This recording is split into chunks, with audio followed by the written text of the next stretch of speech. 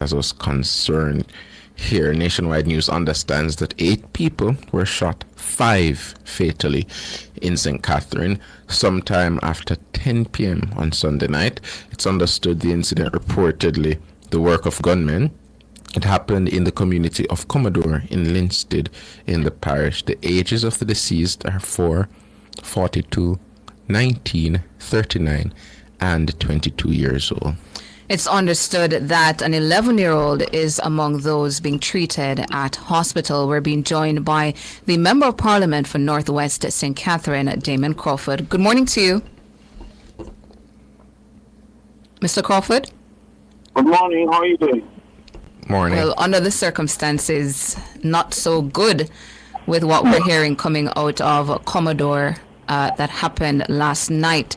Have you been able to get on the scene, speak with anybody yet, or what are you gathering so far about the shooting last night?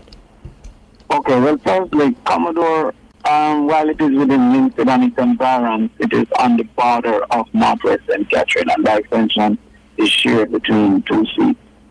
The direct geographic location has not been established as to which one of the seats. However, we have been in conversations with the residents because it impacts the space, the general space, and the average community doesn't consider that political separation based on geographic lines. Yes. So we are intervening from that standpoint. It is unfortunate news following on the rape that happened in our constituencies, specifically Burmady, where a 7-year-old child was raped, and the police acted quite swiftly to ensure that the perpetrator was caught.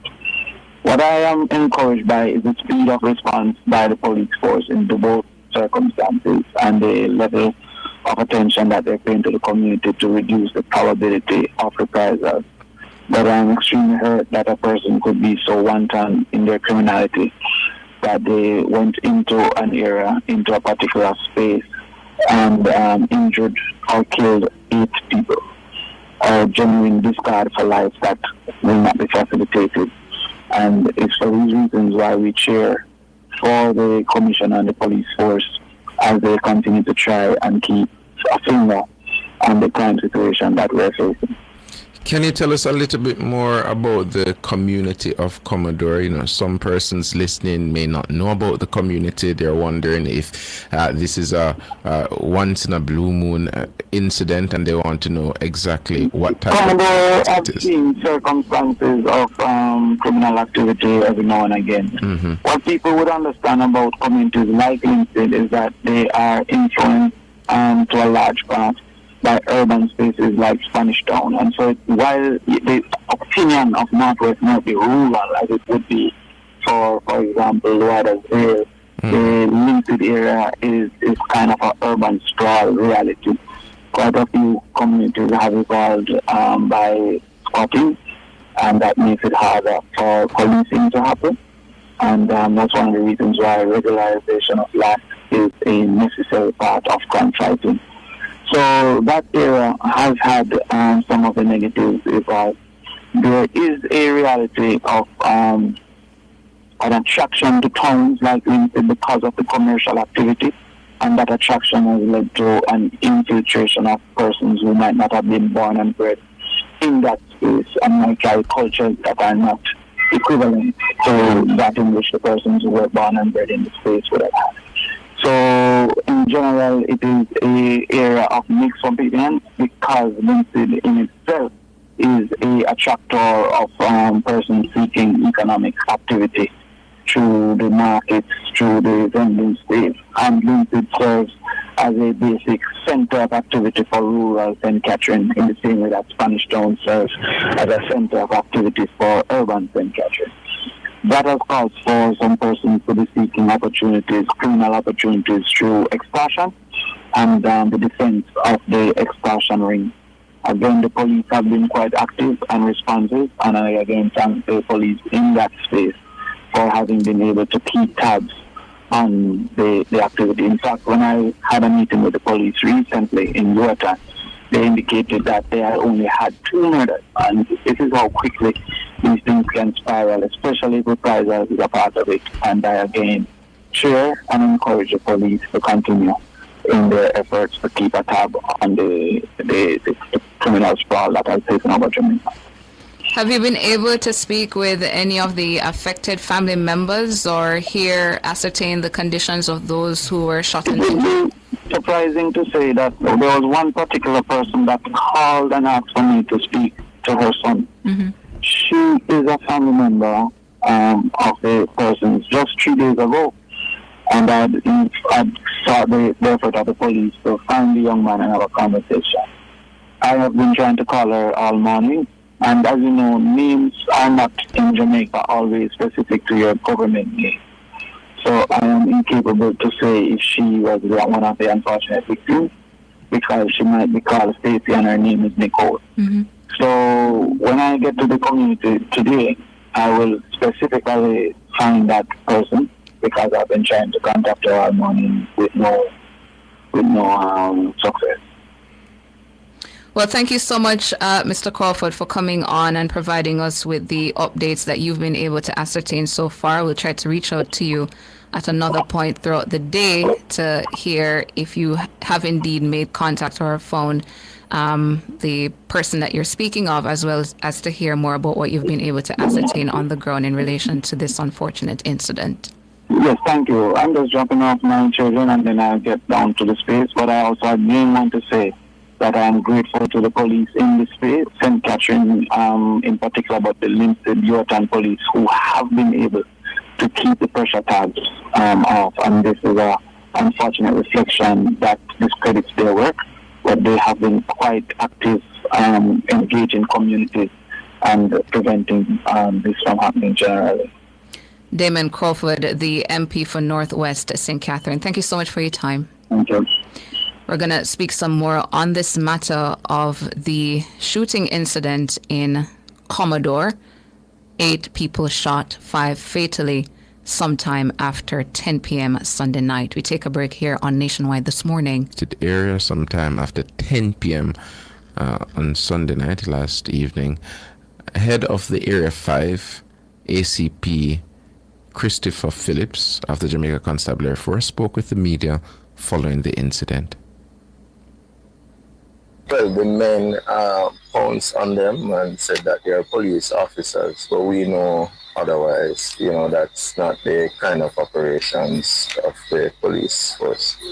And when that happened, have you had any reports from residents in terms of what their immediate reaction was when the men came and said police? I believe that's what contributed to so many persons being shot because they, were very much obedient, because they felt that they were police officers. One person reported that the men were dressed in vests looking like what the police were. That's ACP Christopher Phillips, head of the Area 5 Police, and the grandmother of the 4-year-old also spoke to the media. Then come them say police, and because at the police clothes, everybody thought was police. The true. And them time to go at me. And I say, Lord Jesus Christ. And then take back the gun off of me. And I saw the shooting. What happened after that? I saw the shooting and start shoot. So as comes, I find out say, I'm not police. I would not be police. You understand? Because they say, I make the police them would shoot up people. Because them always come there when them come. When the police then come, them always run out and say, police. Yeah. And people that surrender and so forth. So everybody surrender.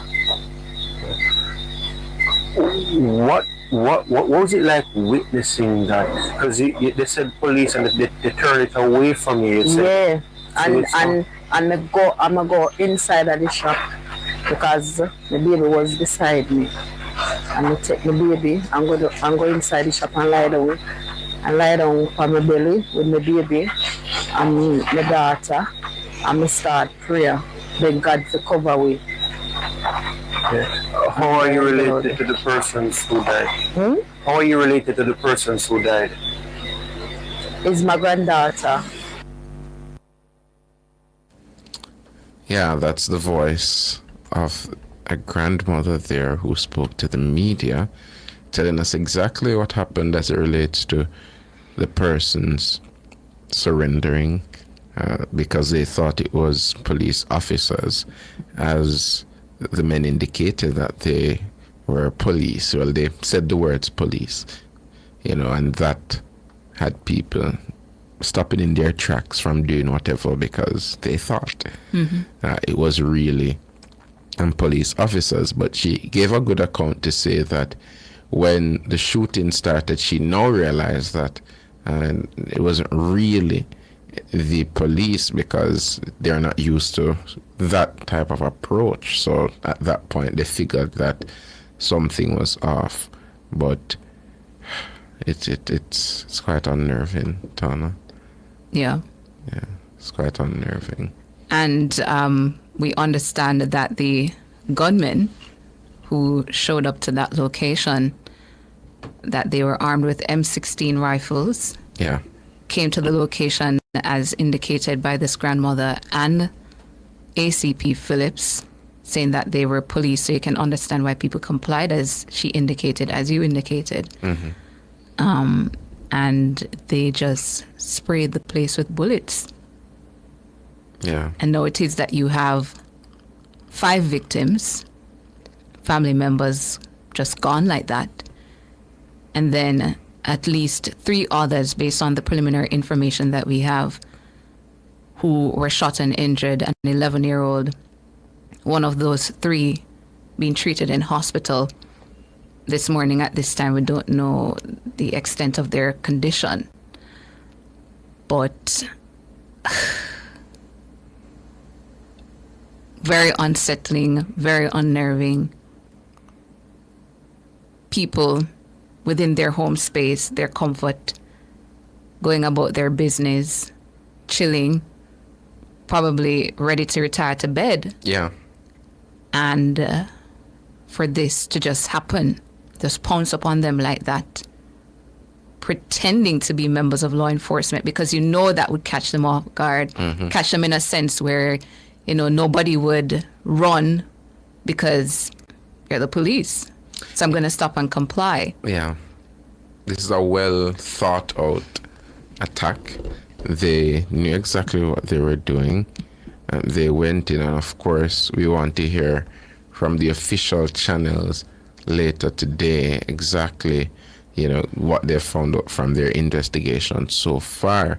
The precision, the thought, the planning put into this seems as though these men knew exactly who their targets were, or if they had targets, they understood what they needed to do in terms of, falsifying information, saying they're police, and having the people stay there so they could conduct their criminal activities. And it's a sad day. It's a sad day in Jamaica. It's a sad day to hear that, we still have criminals going around doing things like this. And I really do hope that the investigations yield fruitful results, because it is a sad day, especially hearing the ages of people who succumbed to those bullets last evening. And it just brings you back to a point where we're talking about our progress here in Jamaica, and the conversations that we've had in this newsroom about, it seems as if, mass shootings are definitely not something that is popping up regularly in our reporting anymore. And how pleased, we were to see that murders, homicides on the decline, mass shootings no longer something being prominently featured in our news bulletins. So to hear this story coming out of Commodore, where so many people were shot, 5 fatally, 3 injured in hospital in the preliminary. Very, very unfortunate news. and something somewhere we do not want to get back to. So indeed, the police have been doing some great investigative work into pinpointing very quickly who the perpetrators are.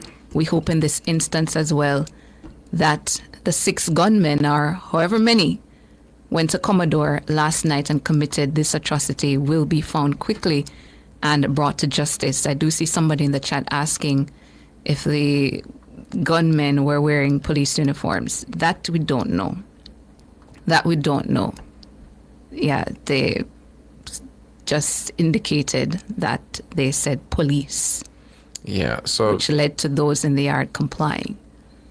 So they may have had on something, Tana, that gives that impression, but I think when we get a more conclusive report later on, we can confirm what exactly is the attire they had on, because she said it looked like they had on something that, looked very similar to the police uniform or whatever vest the police wear. So if that's the case, then we'd know that they're, as I said, very thought out. They knew what they were doing, and I suspect that we should hear some things as it relates to the investigations, Tana, because that sounds like a very targeted attack. And yes, the grandmother said, Linda Ming is saying the grandmother said police vests. Yes, she said they had on vests that looked like what the police usually wear. That's what the grandmother said in her account. So, yeah. And we should tell you as well that we understand the Minister of National Security will be making his way to the location sometime this morning to get a briefing, ascertain what has taken place there, speak with those affected in that area of Commodore. I see MS saying there are plainclothes police too, so anything is possible. That is correct. Yeah. There are police personnel who will show up in plainclothes, but normally those police personnel to have on some sort of vest with their number attached.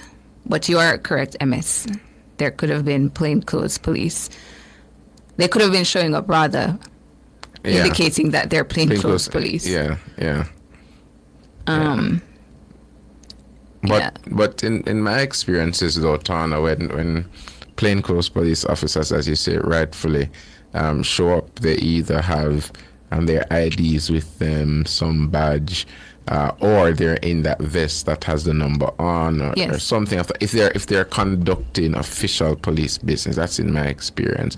But I know in some instances, persons would say, well, a man just saying police, so you stop for it, give them a credence that you'd give to a police officer, and that is what happened in this situation. So, we really want to hear from the official investigations. I want to hear what happens after the Minister of National Security, as we're hearing from our producer, will be meeting down there in Commodore later today. Well, this morning, really. And we should hear more about that later on in our programs right here on Nationwide.